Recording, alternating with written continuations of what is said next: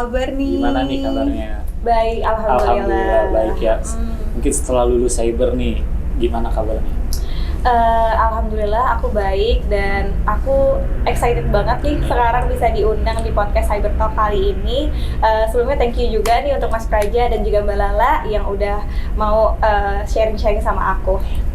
Betul banget, bukan karena Cyber Talk kalau enggak menghadirkan narasumber yang inspiratif terus juga wow banget ya. Pokoknya keren banget lah. Keren mantep Keren mantep pokoknya. Oke, Kak Almira, aku mau tahu dong kesibukan kakak nih sekarang tuh apa aja sih? Oke, mungkin aku kenalin diri aku dulu. Iya, boleh. Siap. Jadi kenalin, aku Almira Saloshaluna, aku biasa dipanggil Almira. Aku merupakan salah satu alumni Cyber University angkatan 2019, prodinya bisnis digital. Nah, kemarin tahun 2023 baru lulus gitu. Nah, kalau saat ini aku lagi sibuk part-time di salah satu edutech startup yang mungkin teman-teman udah pernah familiar dengan namanya Scooters by Ruang Guru, dan aku ada di divisi Business Development Partnership gitu. Aku juga merupakan alumni organisasi BEM nih, periode 2021-2022, Departemen Humas gitu. Jadi salam kenal semuanya. Halo, salam kenal Kak. Merasa bangga ya duduk di sini ya. Merasa bangga banget sih. Kayak mendengar cerita kayak wow, sangat inspiratif dan sangat mengagumkan. Betul, apalagi perjalanannya pasti panjang banget sih. Tapi nih gue mau penasaran, gue penasaran banget kayak kakak nih kenapa ngambil bisnis digital? Padahal kan masih ada kayak akuntansi, terus juga ekonomi lainnya ya Jay ya. Kayak penasaran banget kenapa kakak akhirnya memilih untuk bisnis digital? Mungkin alasan aku ngambil prodi bisnis digital sebagai major aku di kuliah itu ada beberapa hal yang mendorong aku gitu. Kecuali misalnya kayak mungkin bisa dari faktor eksternal ataupun internal juga.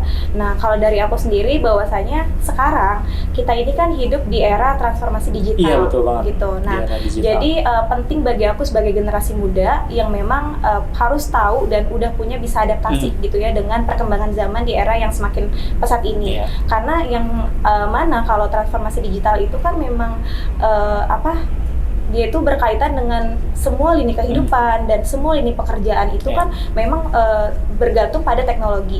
Jadi menurut aku untuk prodi bisnis digital ini ilmu pengetahuannya itu penting dimiliki oleh generasi muda. Karena apa? Karena ketika kita bekerja nanti kita akan bersentuhan langsung dengan teknologi, kemudian dengan bisnis juga kan, apalagi sekarang udah maraknya ya namanya digital marketing, e-commerce dan sebagainya. Jadi menurut aku itu salah satu alasan aku.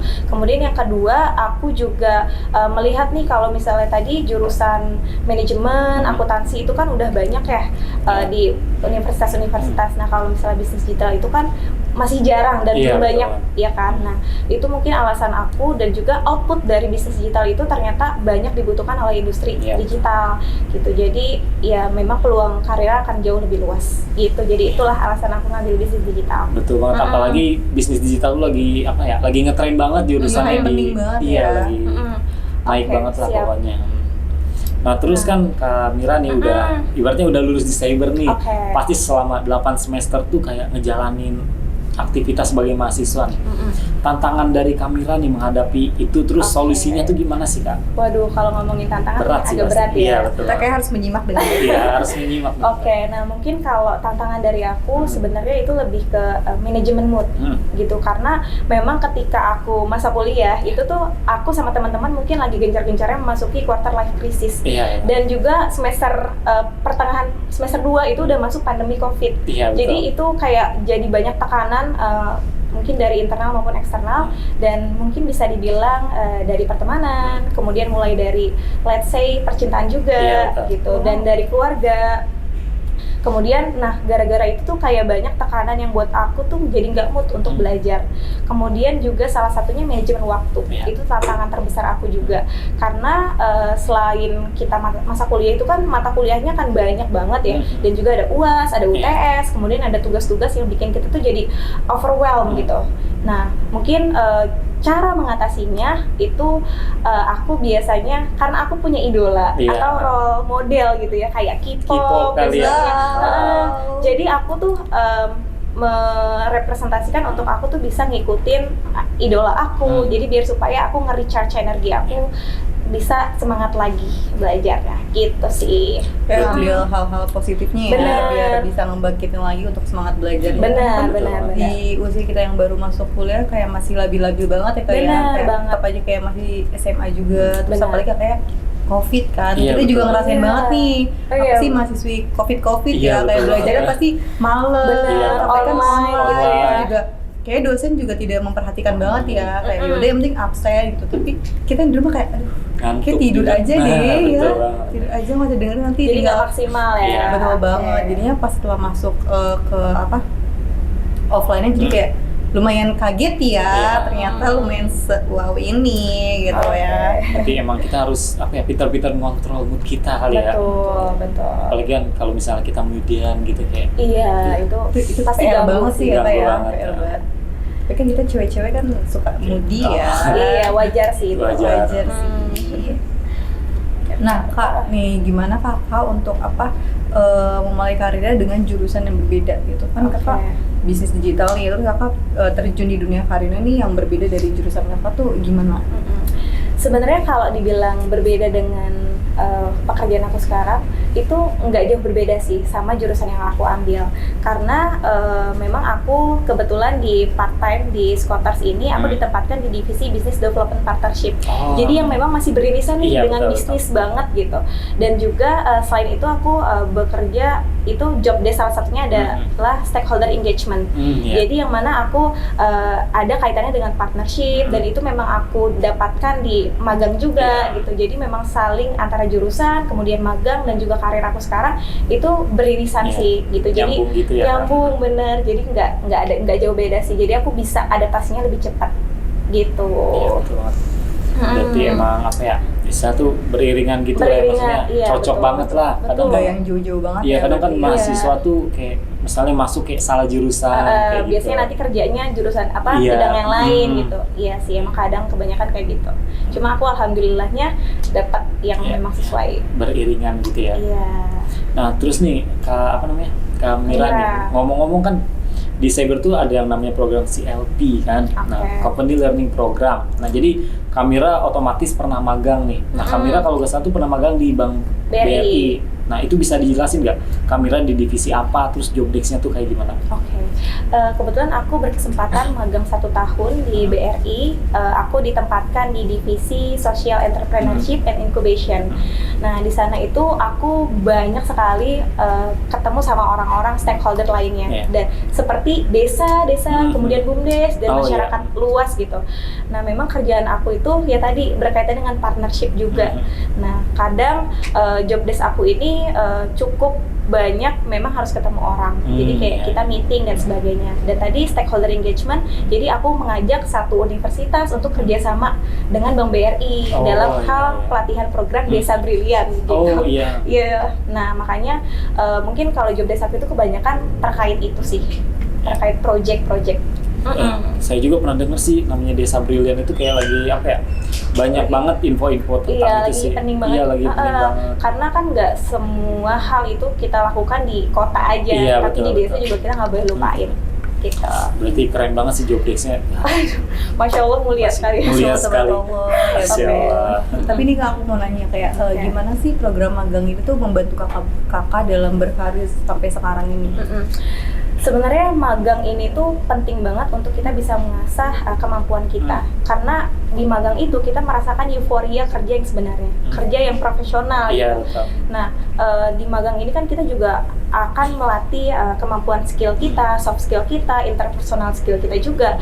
Nah, yang mana memang ini sangat dibutuhkan ketika kita kerja. Jadi ketika kita kerja tuh nggak kaget apa nih yang harus kita persiapkan gitu. Nah, kita tuh udah punya bahannya, kita udah punya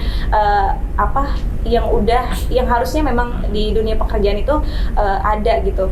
Nah, mungkin caranya, mungkin yang pertama itu ada public speaking, itu penting banget. Terus juga manajemen waktunya, dan juga mungkin pengoperasionalan komputer itu wajib harus teman-teman punya. Harus bisa, apalagi di era digital sekarang. Iya, semuanya kayak by komputer gitu ya.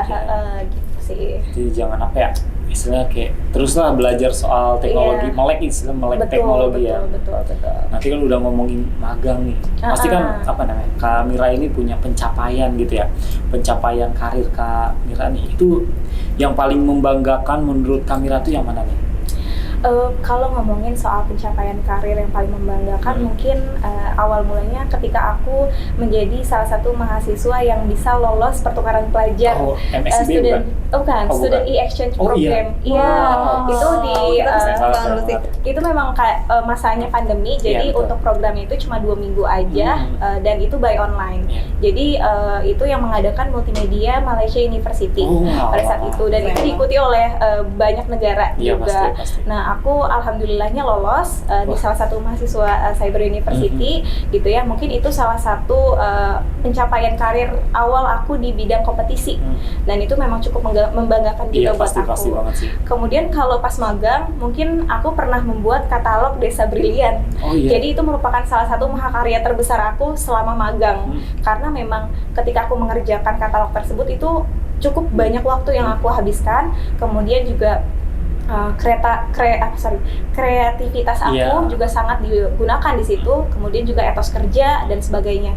Karena ketika aku magang itu aku merasa aku benar-benar kerja secara profesional, karena apa yang aku kerjakan itu langsung di-deliver ke atasan. Jadi atasan yang langsung menilai dan melihat pekerjaan aku. Jadi itu sih menurut aku pencapaian terbesar. Keren banget sih, apalagi yang ke Malaysia itu, kayak Malaysia yang seluruh dunia, pelajar dunia kayak berkompetisi, bersaing. Keren banget sih. Aduh, diri ini belum apa-apa ya dibanding sama melihat diri kita ya. Tapi nggak apa-apa, masih muda. Masih banyak kesempatan yang bisa kaya. Betul banget. Nah, nih ke Almira kan tadi udah ngasih tahu kayak cara survive untuk belajar di pandemi tadi. Nah, sekarang aku mau tahu cara kakak survive di karir kakak tuh gimana sih? Kan sekarang banyak banget ya orang kayak di pekerjaan kayak benar-benar dapat pressure banget, terus bingung cara survive-nya gimana gitu. Kalau Kak Almira sendiri gimana cara survive-nya? Mungkin kalau ngomongin survive itu nggak bisa dibilang sebagai survive juga sih. Jadi kita itu sebenarnya lebih ke yang tahan banting. Harus banting, karena kita sebagai generasi muda tentunya kita apa yang skill yang kita punya itu salah satunya resilience, jadi kayak tahan banting gitu. Nah, kenapa kita harus punya sikap itu atau soft skill itu? Karena memang ketika ada tantangan baru itu kita kan akan apa ya, melewati tantangan sebelumnya gitu. Mungkin dari tahan banting ini kita yang lebih kuat nih untuk menghadapi segala tantangan yang akan berlanjut gitu.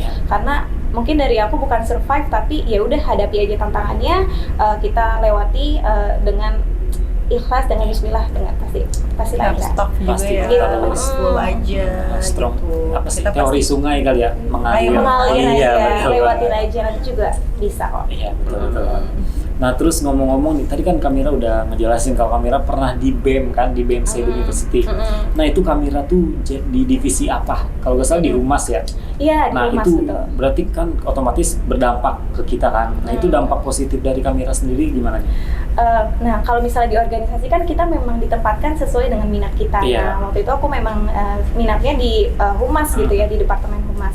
Dan ketika di Humas ini aku belajar banyak banget, apalagi di organisasi BEM, aku belajar banget gimana caranya kita berinteraksi dengan orang banyak. Karena itu kan pasti beda sama di ruang kelas dan di kalau misalnya satu-satu gitu ya. Kalau di BEM itu justru aku belajar melatih soft skill aku dengan ya berinteraksi dengan orang lain gitu, dan bagaimana aku bisa mendeliver merepresentasikan BEM ke khalayak ramai. Nah, mungkin itu tugas utama aku, dan memang kalau di BEM itu cukup banyak soft skill yang akan aku bangun, yang kalian nanti akan bangun juga kalau ikut organisasi. Karena nggak cuma tadi soft skill tapi juga relasi. Iya, betul banget. Penting banget, sepenting itu sih relasi yang. Betul. Relasi, referral itu di dunia kerja cukup tinggi. Iya, betul. Kalau kita diem aja kita nggak bakal tahu ya ke depannya gimana. Terus juga kita nggak jadinya tidak berkembang gitu ya, karena cuma stuck di lingkungan yang udah itu aja gitu ya, Pak. Iya. Jadi Kak Mira ini bukan fokus di akademik juga, tapi di non akademik pun fokus banget. Keren sih, perlu di atas dulu, perlu di atas ya. Keren. Alhamdulillah. Nah, Kak Almira kan tadi udah banyak banget nih kayak dari tadi BEM, terus juga karirnya. Nah, boleh nggak sih kasih tahu tips kakak dalam berkarir tuh gimana gitu ya? Oke. Mungkin tipsnya sebenarnya beda-beda ya, tergantung orang lain. Cuma kalau dari aku selalu punya prinsip bahwa aku akan selalu memiliki, maksudnya menggantungkan harapan aku itu ke pencipta kita, ke Allah Subhanahu Wa Taala. Kemudian yang pertama, selalu percaya diri terhadap kapasitas diri kita sendiri dan jangan pernah ragu sama apa yang udah kita kerjakan dan apa yang belum kita kerjakan. Pokoknya tetap kembangin diri sendiri dan juga jangan berhenti untuk belajar terus setiap harinya, karena menurut aku untuk belajar itu nggak hanya di ruang kelas, tapi bisa dimanapun gitu. Jadi yaitu tadi selalu percaya sama kapasitas diri sendiri, kemudian percaya sama diri sendiri dan selalu jangan berhenti untuk belajar. Emang keren banget Kamira ini ya. Harus berapa jempol ini? Iya, harus banget. Almira masih banyak yang keren pasti. Iya, betul banget. Masih banyak banget ya. Masih sebenarnya apa ya? Untuk podcast sekarang tuh kalau misalnya diulik tentang Kamira ini pasti panjang banget, pasti bisa berjam-jam. Jam kayaknya ya untuk Kamira doang ya. Betul banget. Kita tadi kan udah mengulik-ngulik nih tentang Kamira, mulai dari pengalamannya, terus mulai dari magang, tentunya kan dari Skuter by Ruang Guru ya. Yeah. Itu kayak keren banget sih, karena enggak semua orang pelajar juga tadi ya. Iya, betul banget. Nah, pokoknya Kamira di sini tuh kayak jadi inspirasi kita jadi inspirasi banget sih tentunya. Apalagi buat jadi role model kita nggak sih gitu kan ya. Buat Cyberian juga kan tentunya. Tapi Kak, sebelum kita closing ya, aku mau kakak kasih kesan atau pesan dulu mungkin ya untuk ke para Cyberian. Oke.